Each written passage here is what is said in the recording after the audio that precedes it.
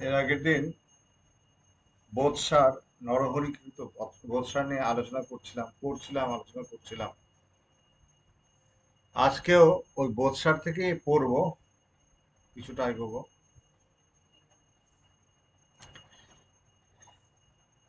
এর আগে আমরা যেটা পড়েছিলাম যে গুরুস্তব পড়েছিলাম, গুরুর ব্যাপারে। আজকে যে প্রসঙ্গটা আসছে সেটাকে বলছে, এখানে লিখিত করছে শিষ্য বিবেক। এটার বিশেষ কি? এটার বিশেষ হচ্ছে শিষ্যের ব্যাপারে বলা হচ্ছে, শিষ্য এবং গুরু দুজনের ব্যাপারে বলা হচ্ছে। তার মধ্যে অতি বিশেষ কি, যে এটা জানতে হবে যে গুরু কিন্তু সবসময় শিষ্যর থেকে শ্রেষ্ঠ। এইটা বোঝার জন্য, এটা জানার জন্য এই শিষ্য গুরু, কারণ গুরু শ্রেষ্ঠ, কিভাবে শ্রেষ্ঠ, কি ব্যাপার, শাস্ত্র কি বলছে, এখানে ওটা বর্ণনা করা, সেটা খুব সুন্দরভাবে শুনতে হবে, যে জানতে হবে যে আমরা যে এখানে আমরা নির্বাণ ষটকর্ম করি, যে গুরু শিষ্য এক সবকিছু বলা হচ্ছে, কিন্তু বলছে না গুরু শ্রেষ্ঠ। সেখানে এই ব্যাপারটা ধারণযোগ্য, অবধারণ করার মতো। কি বলছে, আরম্ভ করছেন, বলছে বীজম গুরু উপদেশ হি জিজ্ঞাসু ক্ষেত্র মুচ্যতে বিবেকারঙ্করজ্য বোধদ্রুম মোক্ষস্তু তৎফলম। বলছে,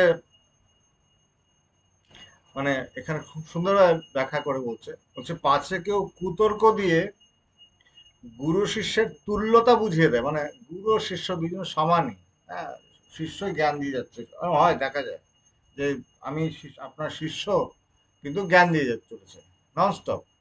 তো মানে এই যে তুমি যে নিজেকে ভেবে বসেছো, তাতে কি হয়, ফল লাভ হবে না তোমার। এই জন্য গুরু শিষ্যের তুল্যতা বোঝাচ্ছে, তুল্যতা যে কেউ যদি বুঝিয়ে দেয় ভুল করে, এটা যে ভ্রান্তি সেটাই বোঝাচ্ছে। এইভাবে করলে কি হবে, তুল্যতা বুঝিয়ে দিলে তোমার গুরু ভক্তিকে শিথিল করে তোলা হলো। শিথিল মানে বোঝা গেল, হালকা হয়ে যায়, দৃঢ়তাটা চলে যায়, দৃঢ় গুরু ভক্তি আর তখন থাকে না, একটু শিথিল হয়ে যায়, আলগা হয়ে যায়, ওটা দিয়ে বস্তু লাভ আর হবে না। এই জন্য এখানে গুরু শিষ্যের পার্থক্যটাকে ভালো করে বোঝাচ্ছে। গুরুর উপদেশ কি, বলছে আমি ব্রহ্ম, আহম ব্রহ্মাস্মি। এইভাবে নিশ্চয় বৃক্ষের বীজ, এই যে অহম ব্রহ্মাস্মি, এটা, এই যে এটা বীজ, বীজের থেকে বৃক্ষ হয়, ঠিক সে হচ্ছে বীজ, এই নিশ্চিত জ্ঞানের বীজ। তো জিজ্ঞাসুকে পণ্ডিতেরা কি বলেন, যিনি জিজ্ঞাসু, সেই বলছে ভূমি, ক্ষেত্র, যে ভূমিতে বীজ বপন করা হয়। তো বলছে আমি ব্রহ্ম, অহম ব্রহ্মাস্মি। এইরূপ অপরোক্ষ জ্ঞানরূপ বৃক্ষ সৎ অসৎ বিচার রূপ অঙ্কুর হইতে উৎপন্ন হয়। কিভাবে হয়, একটা সৎ বিচার, অসৎ বিচার, এটা সৎ, এটা অসৎ, এটা নিত্য, এটা অনিত্য, এটা হেয়, এটা উপাদেয়, এইভাবে করে বিচারের ফলে, এই এই অঙ্কুর বিচারের ফলে ধীরে ধীরে জ্ঞানের জন্ম হয়, উৎপন্ন হয়।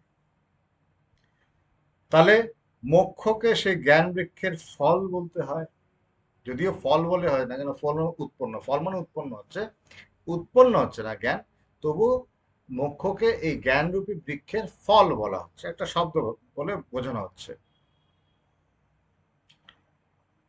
এখানে কি বললো, বললো গুরু হচ্ছেন, গুরু উপদেশ হচ্ছে বীজ। গুরুর কি উপদেশ দিচ্ছেন, তুমি সেই ব্রহ্ম, এই গুরুর উপদেশ। শিষ্য কি, শিষ্য ক্ষেত্র মাত্র, আর কিছু না। সেখানে ক্ষেত্রে সদসৎ বিচার করে, সেখানে বৃক্ষ যেটা হবে, বৃক্ষ কি, বৃক্ষ কিন্তু বীজেরই একটা রূপ, বিকার। তাই বলছে এখানে খুব সুন্দরভাবে বুঝতে হবে বৃক্ষটা কি, মানে গাছ হলো, গাছটা কি, বীজের থেকেই হচ্ছে, বীজই আসল। আমরা যে ক্ষেত্রটাই না বিরাট ব্যাপার, না ক্ষেত্র নয়, বীজটাই আসল এখানে। তাই এভাবে গুরুর মহিমা সম্পাদন করা হচ্ছে, গুরু বিরাট ব্যাপারটা বোঝানো হচ্ছে। यद्यपि क्षेत्र बीजाभ्याम बिना नोद्रम संभव, किंतु बीजम উপাদানম নিমিত্তম ক্ষেত্রমুচ্যতে। যদিও ক্ষেত্র এবং বীজ এই দুটো না থাকলে বৃক্ষের উৎপত্তির তো সম্ভাবনা নাই। ক্ষেত্র থাকবে, বীজ থাকবে, বীজ এবং ক্ষেত্র দুটো চাই, তবে কি বৃক্ষ জন্মাবে, এই মানে মহাজ্ঞান রূপী তবে এই বৃক্ষটা জন্মাবে। আর নইলে বলছে তবুও বীজকে বৃক্ষের উপাদান কারণ হিসেবে জানতে হবে এবং ক্ষেত্রকে নিমিত্ত কারণ। প্রধান কারণটা হচ্ছে বীজ, বীজই শ্রেষ্ঠ। এই জন্য হচ্ছে গুরু থেকে হচ্ছে শিষ্য থেকে গুরু সবসময় শ্রেষ্ঠ। ক্ষেত্র প্রস্তুত হলো, যদি বীজ না এসে পড়লো তাহলে কিন্তু লাভ হবে না। তাই হচ্ছে তুমি ক্ষেত্র হয়ে আমরা সবসময় কি করি, মানে নিজেকে বিরাট কিছু সবাই ভেবে বসে থাকে, যে যে বলে না যে আমি হয়তো বা ঠাকুর থাকতে আমিও কম ছিলাম না। যেমন আমি যখন এখানে এই পথে আসলাম, অনেক মহাপুরুষের কথা বলছি। একজন স্বামীজি ছিলেন, আমার স্পষ্ট এখন নামটা মনে আসছে না, মুখে আসছে না। উনি লিখছেন, উনি মাস্টার ডিগ্রি করেছিলেন, কয়েকটা সাবজেক্টে দিয়েছেন, তুখোর পণ্ডিত ছিলেন। তো উনি বলতেন রামকৃষ্ণ মিশনের যে স্বামী বিবেকানন্দ তো গ্র্যাজুয়েট ছিলেন, আমি মাস্টার ডিগ্রি করলাম, এবং আমিও বিরাট পণ্ডিত, শ্রুতিধর স্মৃতিধর। কিন্তু জীবনের শেষে গিয়ে তিনি বলছেন যে না, স্বামীজি স্বামীজি ছিলেন, আমি দুটো এক না। কিন্তু শ্রুতিধর স্মৃতিধর ছিলেন, যা সুন্দর একই কোয়ালিটিগুলি ছিল, কিন্তু তবু কোথাও যেন আলাদা কিছু একটা রয়েছে। এটা বুঝবার ব্যাপার। বলছে দ্রুম বীজ পরিণাম নক্ষত্র পরিণাম কহ, বোধ গুরি পরিণাম ন শিষ্য পরিণাম কহ। বৃক্ষ, বৃক্ষ কি? বৃক্ষ হচ্ছে যে বীজ, যে স্বজাতীয় বীজ, বৃক্ষের মধ্যে বীজ হয়, বীজের সেই উপাদান যে বীজ, বীজের একটা বিকার, বীজটাই এখানে হচ্ছে পরিবর্তন হয়, বিকারগ্রস্ত হয়, বৃক্ষে পরিণত হয়। কিন্তু বৃক্ষটা কিন্তু যে ক্ষেত্র, মাটির বিকার নয়। মাটিটা পরিবর্তন হয় বৃক্ষ হয়ে যায় না, তা না, বীজটাই পরিণত হয় বৃক্ষে। মাটি কিন্তু, মাটি যে মাটির মধ্যে যে গাছ লাগাচ্ছে, সেই মাটির কিন্তু গাছ হচ্ছে না, বীজটা গাছ হচ্ছে। ক্ষেত্রের মধ্যে বীজ বপন করা হয়, তাই বলছে বৃক্ষ বীজের বিকার হচ্ছে, এবং সেটা ক্ষেত্রের বিকার নয়। ঠিক তেমনি জীব ও ব্রহ্মের যে ঐক্য জ্ঞান, হ্যাঁ, জীব আর ব্রহ্ম যে এক, এই যে এটা কি, এটা কিন্তু সেই সচ্চিদানন্দর গুরুরই বিকার। এই যে এই জ্ঞান হলো যে অহম ব্রহ্মাস্মি আত্মা ব্রহ্ম, এই যে জ্ঞান হলো, এটা কিন্তু গুরুর, এটা গুরুরই সেই বীজ, গুরুর বীজ, মানে সেই বৃক্ষেরই একটা ব্যাপার। এইটা কিন্তু শিষ্যের ব্যাপার না। এবং সেটা যেহেতু এই চিন্ময় সত্তা, যেহেতু এই অহম সত্তা বলছে অহম ব্রহ্মাস্মি, এটা যে চিন্ময় সত্তা, চিৎ স্বরূপত্ব, তাই এটা জড়রূপ শিষ্যের বিকার নয়। শিষ্য তো জড়ভাবাপন্ন, শিষ্য হচ্ছে জড়ভাবাপন্ন, তাই নিশ্চয়ই সেটা শিষ্যের বিকার নয়, সেটা শিষ্যের থেকে আসেনি, সেটা কোথাও গুরুর থেকেই এসেছে। তাৎপর্য, তাৎপর্য কি, যে গুরু এবং বোধ, বোধ যে বোধ স্বরূপ জ্ঞানের কথা বলা হচ্ছে, বোধ দুটো এক জাতীয়, এবং সেটা গুরুরই কার্য। গুরু থেকে, গুরু মানে যিনি জ্ঞান স্বরূপ, যিনি প্রকাশ স্বরূপ, যিনি যে সবকিছু দেখাচ্ছেন রাস্তায়, সেই গুরু। তো বোধ আর শিষ্য দুটো বিজাতীয়, দুটো এক জাতীয়। একটা চৈতন্যময়, চেতনময়, চেতন সত্তা, আর একটা জড় সত্তা, শিষ্য হচ্ছে জড়। তাই দুটো দুটো ভেদ রয়েছে এখানে। তাই সবসময় জানতে হবে যে গুরু কিন্তু সবসময় শ্রেষ্ঠ।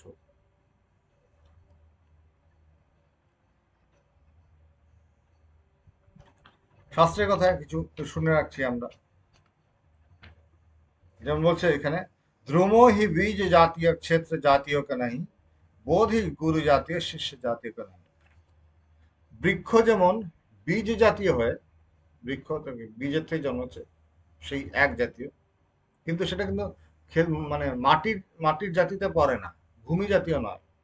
ঠিক তেমনি জ্ঞান, ওই যে সচ্চিদানন্দ রূপ সেই গুরু, সেই সেই জাতীয় হয়। সেটা কখনো সেই চিৎ জড়াত্মক যে শিষ্য, সেরকম সেই জাতীয় হবে না। জ্ঞান আলাদা জিনিস। তাই গুরু আর শিষ্যের মধ্যে একেবারে পুরো হচ্ছে আলো অন্ধকার দুটো আলাদা। চৈতন্য এবং জড় দুটো পুরো আলাদা করে দিচ্ছে। এটা বুঝবার ব্যাপার, বুঝতে হবে, ধারণ করা যাবে। বলছে বট बीज न बीज जातीय गुरु क्षेत्र समर्पित, गुरु ना सात्म जातीय बोध शिष्य समर्पित। বট প্রভৃতি বৃক্ষের কাজন রূপ যে বীজ ক্ষেত্রে যে বৃক্ষ উৎপাদন করে, তা হ্যাঁ, একটা বট বৃক্ষের বীজ মাটিতে রোপণ করলে সেখান থেকে কি জন্মাবে? বট বৃক্ষই জন্মাবে, অন্যরকম তো কিছু হবে না। সেখানে কিন্তু ভূমি বা ক্ষেত্রের কোনো কিন্তু ভূমিকা নেই। বীজ যেটা সেটাই হবে। বট বৃক্ষের বীজ তো বট বৃক্ষ হবে। সে ভূমির কি মাটির কি ভূমিকা? মাটির কিছু ভূমিকা নেই কিন্তু। ঠিক তেমনি বলছে যে গুরু যখন মহাবাক্য উপদেশ করেন, হ্যাঁ, তত্ত্বমসি সে থেকে তো এগুলি উপদেশ করেন, এগুলি দিয়ে যে জ্ঞান স্থাপন করেন শিষ্যের মধ্যে, সেটা কিন্তু অখণ্ডানন্দ স্বরূপ বোধক হয়। এই জন্য শিষ্য কেবল নিমিত্ত মাত্র, গুরু শিষ্য থেকে সর্বদা শ্রেষ্ঠ। এখানে আরেকটা খুব সুন্দর উদাহরণ দিচ্ছে। এগুলি পাঠ করা, মর্মার্থ ধারণ করা আমাদের খুব প্রয়োজন। কেন প্রয়োজন? চলতে ফিরতে যখনই কোনো উপদেশ আমরা গ্রহণ করতে যাই, তখন কিন্তু আমাদের মনের মধ্যে একটা অহমিকা আসে যে আমি অনেক কিছু জানি। এই আমি যখন অনেক কিছু জানি, বুঝে বসে আছি, সেই বোঝাটা, সেই জানাটা কিন্তু আমার অজ্ঞানের সামিল হচ্ছে। অজ্ঞানী আমি একটা মানে বন্ধনের মধ্যেই ফেলে রেখেছি, এগোতে পারি না। তাই যদি ঠিক ঠিক এগোতে চাও, বলছে না, ভগবান একটা কথা আমাকে শিখিয়েছিলেন, বলছিলেন যে গুরু মিলে লাখ লাখ, চেলা না মিলে এক। ঠিক ঠিক চেলা পাওয়া যায় না। সবাই নিজের নিজের অহমিকা তুষ্ট করতে ব্যস্ত, সবাই, প্রত্যেকে। অনেক বড় বড় কথা আমি দেখেছি, শুনেছি। আমি আমি যতটুকু আমি দেখেছি তাতে আমি পরিতৃপ্ত হয়ে গেছি যে সবাই নিজের অহমিকা তুষ্ট করতেই ব্যস্ত। এর থেকে আমার খুব লাভ হয়েছে, আমার মনটা না, লাভ নেই, কারণ আমি নিজেকেই বোঝাই। যেমন ভগবান বলতেন, দেখ আমি যে বলছি তোর বেদান্ত শোনাবি কেন? মানুষকে শোনা, বেদান্ত শোনালে কি হবে? কে কি শুনলো না শুনলো, তোর লাভ হবে। তুই নিজে শক্তিশালী, আমি নিজে সমৃদ্ধ হচ্ছি। কেন? আমার জ্ঞানটা হচ্ছে যে আমার কোনো ক্ষমতা নেই। এই যে আমার কোনো ক্ষমতা নেই, কিন্তু গুরুর ক্ষমতা রয়েছে। তিনি কি ক্ষমতা, তিনি কি করতে পারেন? তিনি ওই যে মানে ঠাকুর রামকৃষ্ণদেব বলছেন, তিনি সূচের মধ্যে দিয়ে উট গলাতে পারেন। সূচ, সূচের যে ফুটো রয়েছে, সূচের যে ছেদাটা রয়েছে, একদম মাইনর, মাইনিউট, ছোট্ট সূচ, সেটা কিন্তু উট কত বড় উট। উট মানে জানো তো, ক্যামেল ইংরেজিতে বলে, উট, মরুভূমিতে যে চল হাঁটে, সেই উট হচ্ছে ওই সূচের ফুটো দিয়ে পেরিয়ে যায়। কিভাবে সম্ভব? এটা কে করেন? গুরু করেন। বড় ভয়ঙ্কর। এখানে একটা উদাহরণ দিয়েছে, বলছে অগ্নির প্রভা বর্তিতে আরূঢ় হলে অন্ধকার বিনাশ করতে পারে এবং নিজেও প্রকাশিত হয়। সেই অগ্নির প্রভাই কিন্তু অন্ধকার বিনাশিনী এবং প্রকাশ স্বভাব। কিন্তু সেই বর্তি অন্ধকার প্রকাশিনী বা অন্ধকার বিনাশিনী বা প্রকাশ স্বভাব নয়। যে প্রদীপের যে সলতেটা রয়েছে, সলতেটা খুব ইম্পর্টেন্ট। সলতেটা কিন্তু অন্ধকারকে বিনাশ করতে সম্ভব না, পারে না, ক্ষমতাটা নেই। কিংবা সে সবকিছুকে প্রকাশিত করে তুলবে সেই ক্ষমতাও তার নেই। বরঞ্চ এই যে অগ্নি প্রজ্বলিত হলে পর সেখানে যে অগ্নির যে প্রভা রয়েছে, সেই প্রভা দ্বারা সর্বত একটা চারিদিকে একটা প্রকাশ ছড়িয়ে যায়, সেটা সবকিছু প্রকাশিত করতে পারে এবং সব অন্ধকারকে দূরীভূত করে। এই জ্ঞানটা কি? এই যা গুরু যা বলছেন তাই। আমি যেই মাত্র বলা হলো যেটা এই, সেই মাত্র যে আমি সেটাকে না করে অন্য কিছু করে ফেললাম, তখন বোঝা গেল যে এই বাতিটা তো হলো কিন্তু জ্বলছে না। বাতিটা তো থাকলো, মানে বাতি মানে সলতেটা রয়েছে, সলতেটার মধ্যে আগুন ধরছে না কেন? আগুনটা তো তুমি না, গুরু। গুরু যা বলছেন তাই। সেখানে আমরা কিন্তু মিস্টেক করে ফেলি, ভুল করে ফেলি। তারপর বলছে আরো এগিয়ে, বলছে গুরু উপদেশ শিষ্যে প্রতিষ্ঠিত হলে শিষ্যের অজ্ঞান নাশ করে। শিষ্য এই যে হলো না যে তুমি যেই ধারণ করলে তোমার অজ্ঞান শেষ হয়ে গেল। অজ্ঞান শেষ হয়ে কি থাকে? তিনি প্রকাশ রূপে অবশিষ্ট থেকে থাকে। একটা সিনেমা আছে এলিয়েন বলে, আপনারা অনেকে হয়তো দেখেছেন। একটা হোস্টের মধ্যে এসে ঢুকে পড়ে। হোস্টটা মানুষ হতে পারে, অন্য কিছু হতে পারে, তার ভেতরে সেই এলিয়েনটা ঢুকে পড়ে। যেই ঢুকে পড়ে, উপরে মানুষের আকারটা থাকে কিন্তু ভেতরে থাকে সেই এলিয়েনটা। ওটা ভয়ঙ্কর ব্যাপার। ঠিক তেমনি বলছে এখানেও যদি শিষ্য যদি ঠিক ঠিক শিষ্য হয়, তখন কি করেন? গুরু তার ভেতরে পুরো প্রবেশ করে যান এবং তখন কিন্তু শিষ্যের নিজস্ব কোনো কিছু থাকে না। আমরা বাইরে সবকিছু আমি সমর্পণ করলাম, বাইরে মুখে বলি, বাস্তবে করি না, কারণ গুরু তো অন্য কথা বলবে। যেই বলে আমি তখনই বিরোধিতা করি। যেই মুহূর্তে বিরোধিতা করছি, প্রতি মুহূর্তে জানবো তুমি কিন্তু গুরুকে দূরে ঠেলে সরিয়ে দিচ্ছ। গুরু মানে কোনো ব্যক্তি নয়, গুরু মানে সেই শক্তি যিনি প্রভাস্বরূপ, যিনি অজ্ঞান বিনাশক। তাই বলছে গুরুর উপদেশ যখন শিষ্যের প্রতিষ্ঠিত হয়, সেটা কি করে? শিষ্যের অজ্ঞান নাশ করে এবং স্বয়ং প্রকাশ রূপে অবশিষ্ট রয়ে যায়। তিনি জাস্ট প্রকাশ, সবকিছুকে প্রকাশ করে চলেছে। এই হেতু গুরুই অজ্ঞান নাশক এবং পরিশেষে তিনি কেবল জ্ঞান রূপে অবশিষ্ট হয়ে যান, আর কিছু থাকে না। বোধের সময়, বোধের কালে, বোধের অবসানে গুরুই অবশিষ্ট থাকেন। তাই শিষ্য স্বরূপ থাকে না, বিলীন হয়ে যায়। এই জন্য গুরুর শ্রেষ্ঠতা, শিষ্যের গৌণতা। ভগবান কি করলেন? ভগবান কিন্তু ভগবানই শ্রেষ্ঠ। কেন? তিনি বলছে ধুলো মাটির থেকে তিনি তৈরি করতে পারেন। স্বামী বিবেকানন্দ বলতেন না, দেখ আমাদের মনগুলিকে তিনি কাদার মতো তিনি যা খুশি তাই করতে পারতেন। তিনি ধুলোবালির থেকে করতে পারতেন। এই এই ক্ষমতা গুরু কি করেন? গুরু মানুষ না, গুরু ভগবান। আর আমরা বারবার গুরুকে দেহ হিসাবে দেখি, এটাই বড় বাজে ব্যাপার। এখানে খুব সুন্দর উদাহরণ দিয়েছে, বলছে অগ্নি কাষ্ঠকে আশ্রয় করিয়া যে নগরী ভস্মসাৎ করে, সে স্থলে অগ্নির দাহিকা শক্তি নগরীকে ভস্মসাৎ করার কারণ। কাঠের মধ্যে কোনো শক্তি নেই ভস্ম করার, অগ্নির ক্ষমতা। ঠিক সেভাবে গুরুর শক্তির ক্ষমতা হচ্ছে অজ্ঞান নাশ করা।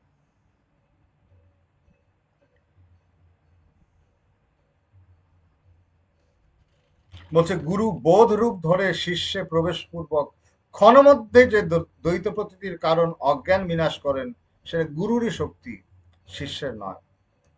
এই রহস্য বলে দিল।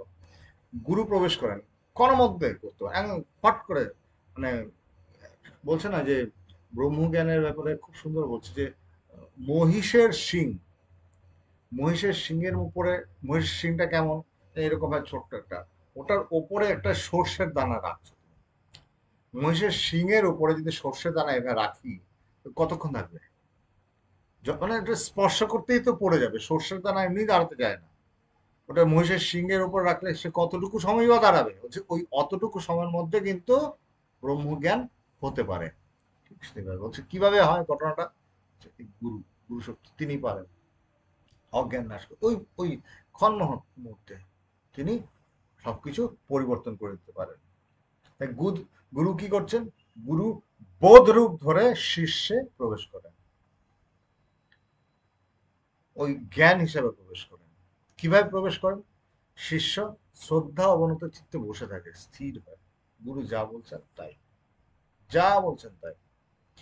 আমরা গল্প শুনেছি যে স্বামী রাম ঠাকুর গিয়েছে পাহাড়ের একটা জায়গায়, তাকে বলছে যে ঝাঁপ দে, বলছে আমি আপনার শিষ্য, হচ্ছে ঝাঁপ দে। পাহাড়ের উপর দিয়ে ঝাঁপ দিয়েছে, ঝাঁপ দিতে হবে। যদি বলে যে ঝাঁপ দিলে তো পাহাড়ের উপর ঝাঁপ দিতে হবে, তখন গুরু রক্ষা করবে। এখন রাম ঠাকুর গুরুদেব রক্ষা করছে, আমরা শুনেছি গল্পগুলো। জানতে হবে কি, এটা জানতে হবে যে গুরুই আসল ব্যাপার। ওখানে যদি আমাদের নিজস্ব কিছু মাত্র রয়ে যায়, তাহলে কিন্তু ওটা হবে না। এই জন্য যতক্ষণ জ্যান্ত গুরু পাচ্ছ, বিরাট ভাগ্যবান। বলছে সূর্যের উদয় হলে স্বাভাবিক পদ্ম প্রস্ফুটিত হয় বটে, কিন্তু কাঠের, পাথরের অথবা মাটি দিয়ে যেটা পদ্ম তৈরি হয়, সেটা কিন্তু প্রস্ফুটিত হয় না। সূর্য প্রকাশক হয়ে পদ্মকেই বিকশিত করে থাকেন, গুরু উপদেষ্টা হয়ে প্রকৃত শিষ্য গুণ সম্পন্ন শিষ্যকেই জ্ঞান দিতে পারেন। যে শ্রদ্ধা অবনত চিত্ত হয়ে আছে, গুরুগত প্রাণ হয়ে আছে, সে এখানে খুব একদম সহজ কথা। আচ্ছা, গুরুর কথা বলা হয়, আমরা ভগবানের কথা বলি। গুরু এবং ভগবত সত্তা দুটো কি আলাদা? হচ্ছে না, আলাদা না, কিন্তু দুটো একই। প্রথম ব্যাপারটা হচ্ছে, তুমি এই যে নানা রকম ভাবের বিকাশ হয়, এই যে এই মানব দেহের মধ্য দিয়ে নানা রকম ভাবের যে বিকাশ হয়, সেই বিকাশ হওয়ার আগে আধারটা কিন্তু, বেসটা থাকবে গুরুগত চিত্ত হতে হবে, যা বলছে তাই। সেখানে কিন্তু মনটা এদিক ওদিক করলে সে কিছু ধারণ করতে পারবে না। এই জন্য হচ্ছে এই রহস্যবিদ্যা এই জন্যই বলছে, একটু ট্যাফও করলে আটকে যাবে, পাবে না। এখানে তাই বলছে যে পদ্ম প্রভৃতি যে সকল বস্তুকে সূর্য প্রকাশ করে থাকেন, তাদের মহিমার থেকে সূর্যের মহিমা শ্রেষ্ঠ। কিরকম ভাবে? বলছে গুরুরূপ সূর্য, গুরুকে সূর্যের সঙ্গে তুলনা করছে, গুরুও প্রকাশ করছে, গুরু যিনি প্রকাশ করেন সবকিছু, যে গুরুও হচ্ছে শ্রেষ্ঠত্বের সূক্ষ্ম কারণ রয়েছে। কি ব্যাপারটা? মনোযোগ সহকারে শোনো। গুরুরূপ সূর্য শিষ্যকে নিজের স্বভাব থেকে অভিন্ন স্বভাব ভাব বিশিষ্ট হলেও, শিষ্য আর গুরু আলাদা হতে ভিন্ন ভাব বিশিষ্ট হলেও, বিবেক বৈরাগ্যযুক্ত বেদান্ত শাস্ত্রের প্রসিদ্ধ বিচারগুলি দ্বারা নিজের মতেই করে দেন। গুরু যেমন শিষ্যকেও ঠিক তেমনই করে দেন। এগুলো গুরুর অদ্ভুত ব্যাপার। সূর্য মানে এই সূর্য, স্থূল সূর্য, পদ্ম আদি পদ্ম ফুলের বিকাশক হলে পরেও পদ্মকে কিন্তু নিজের মতো করে তুলতে পারেন না। গুরু কিন্তু শিষ্যকে নিজের মতোই করে তুলতে পারেন। তাই বলছে সর্বন্তঃকরণে শ্রীগুরুর চরণ পাদুকা অর্চনা করবে। তাৎপর্য কি? তাৎপর্য এই যে দেব সাক্ষাৎকার ভাবে যেভাবে দেবতার প্রতিমা পুজো করলে দেবতা প্রসন্ন হয়ে দর্শন দেন, ঠিক তেমনি গুরু স্বরূপ বুঝতে না পারলেও গুরুর পাদুকা অর্চনা করলে গুরু প্রসন্ন হন, প্রসন্ন হয়ে তাকে নিজের আত্মস্বরূপটা বুঝিয়ে দেন বা তার মতো করে দেন। গুরু তো হচ্ছে তুমি, মানে আমরা বলি না, আমরা গান গাই যে তুমি যন্ত্র, মানে আমি যন্ত্র তুমি যন্ত্রী। হুম। কিন্তু আমরা বলি বটে মুখে, কিন্তু হয় না, আচরণে হয় না। এটা খুব কঠিন।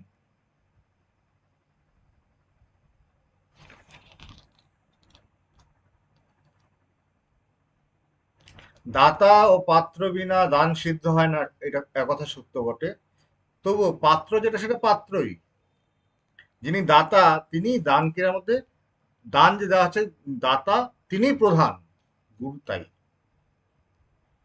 লোহা যেমন পরশমণির স্পর্শে সোনা হয়ে যায়, কিন্তু পরশমণি হয়ে ওঠে না। লোহাকে তুমি পরশমণি দিয়ে স্পর্শ করলে লোহাটা সোনা হয়ে যাবে, কিন্তু সেটা কিন্তু পরশমণি হয়ে উঠবে না। কিন্তু এখানে শিষ্য গুরুর ওই পরশ পেলে পরে ক্ষণকাল মধ্যেই তিনিও গুরু সদৃশ হয়ে যান। কেন? এই যে এলিয়েন গল্পটা শোনালাম, ওইভাবে সে আর তখন মানুষ থাকে না, সে তখন নিজেও সেই দেব স্বরূপ হয়ে যায়।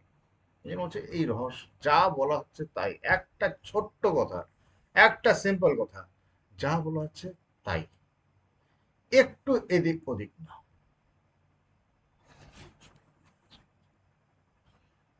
হে বুদ্ধিমান, এইভাবে বিচার করলে জ্ঞানরূপ ফল লাভে গুরু শিষ্য উভয়ের উপযোগিতা আছে বটে, কিন্তু জানবে শিষ্য নিমিত্ত মাত্র, গুরু পাদুকায় মুখ্য। শিষ্য, যদিও শাস্ত্রে বলেছে তো মানে গুরু শিষ্য দুই এক, যেমন এই রামচন্দ্রকে বলছেন বশিষ্ঠদেব, যোগবশিষ্ঠ রামায়ণে আছে যে উপদেশ ক্রম রাম ব্যবস্থা মাত্র পালনম জ্ঞপ্তিস্তু কারণ শুদ্ধা শিষ্য প্রজ্ঞৈব কেবলম। এইগুলি যে বচন বলা আছে, এগুলি বচন বলার উদ্দেশ্য কি? উৎসাহ বর্ধনের জন্য, শিষ্যের যাতে, মানে এখানে বাংলা মানে হচ্ছে হে রাম, মানে ঋষ্টদেব বলছেন হে রাম, গুরু হইতে শিষ্যের যে উপদেশ গ্রহণরূপ ব্যবহার যে ধর্মশাস্ত্রে রয়েছে, এটা কেবল বিহিত নিয়মের পালন মাত্র। শিষ্যের নির্মল বুদ্ধি কিন্তু তত্ত্বজ্ঞানের কেবল কারণ। এই যে বশিষ্ঠ রামায়ণ বা অন্যান্য জায়গায় দেখা যায়, বলছে এটা কি, এটা কি, এটা অন্য কিছু না, শিষ্যের উৎসাহ বৃদ্ধির জন্য বলা হচ্ছে। মূল ব্যাপার কিন্তু গুরুই নয়। গুরু কোনো ব্যক্তি নন। এখানে এগুলি বলার তাৎপর্য হচ্ছে গুরু কোনো ব্যক্তি নন। কারণ গুরুকে যদি যেই মাত্র তুমি ব্যক্তি বলে ভাবছো আর মানুষ বলে ভাবছো, ওই মাত্রই কিন্তু তুমি ভুল ভুল করছো, ভ্রান্তিতে পড়ছো। আমাদের এটাই সহজ কথা, সহজ ব্যাপার যে মানে তুমি যেখানে চলছো শিখতে হবে। হচ্ছে ভগবানের কথা যে শোনালাম, ভগবান বলতে না, ভগবান একদিন শিখিয়েছিলেন যে গুরু মিলে লাখ না, চেলা না মিলে। তুমি শিখতে চাও, তাই নিজেকে যদি সেখানে গিয়ে দাঁড় করাও যে সবাই তোমাকে শেখাচ্ছে, তাহলে দেখবে সত্যি সত্যি শিখতে পারছো। কারণ ভেতরে তখন তুমি তৈরি, ভেতরে তখন জ্ঞানের সেই জ্ঞানের ব্যাপারটা প্রস্ফুটিত হবে, তুমি শান্তিতে থাকবে। সবাই তো শেখাতে চায়, শিখতে কে চায়? কেউ শিখতে চায় না। তাই যদি তুমি সত্যি শিখতে চাও, তাহলে দেখবে তুমি ভরপুর হয়ে গেছে। কারণ দেওয়ার জন্য সবাই আছে, নেওয়ার জন্য জ্ঞান সবাই কথা বলতে গেলেও তো দেখা যায় সবাই জ্ঞান দিচ্ছে, কিন্তু কেউ জ্ঞান নিচ্ছে কি? কেউ জ্ঞান নেয় না কিন্তু, সবাই জ্ঞান দেয়। তাই একজন গ্রহীতা কেউ যদি হয়, তাইলে তো বিরাট ব্যাপার।